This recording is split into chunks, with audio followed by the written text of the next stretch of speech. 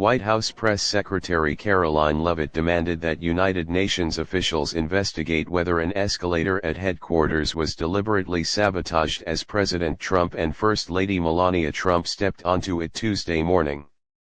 If someone at the UN intentionally stopped the escalator as the President and First Lady were stepping on, they need to be fired and investigated immediately, Leavitt wrote on X, citing a Times of London report that staffers had been overheard joking that they might switch off the escalator and make Trump walk to the hall to give his speech. The safety mechanism was inadvertently triggered by someone who was ahead of the president on the escalator, UN spokesperson Farhan Aziz Haq told The Times Tuesday. The escalator was immediately reset and is in operation. Video captured the moment when the escalator in the entrance hall to the UN building in New York abruptly stalled as soon as the Trump stepped onto it. Melania, who was standing directly in front of the president and wearing high heels, jolted forward when it stopped moving. While the escalator adjacent to theirs was still operational, the couple opted to walk up the motionless steps of the frozen one. UN staffers reportedly tossed around the idea of stalling escalators and elevators in the building as a way to highlight funding shortfalls the organization has faced under Trump, according to the Times of London.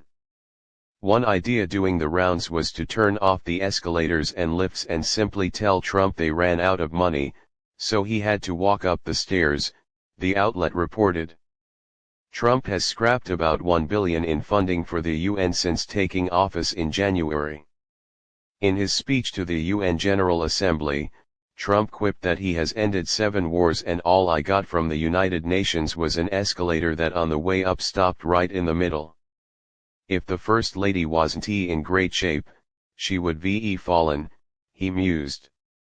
At least one former Secret Service official expressed concern for how agents reacted or didn't to the glitch.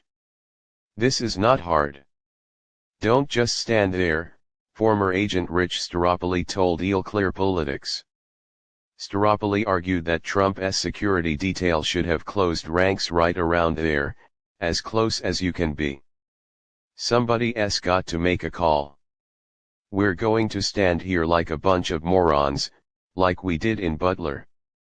Or are we going to scoop up the First Lady and POTUS and either go down or go up, he said, referring to the 2024 rally in western Pennsylvania in which the then candidate was nearly assassinated by a crazed gunman who was shot dead by a Secret Service sniper.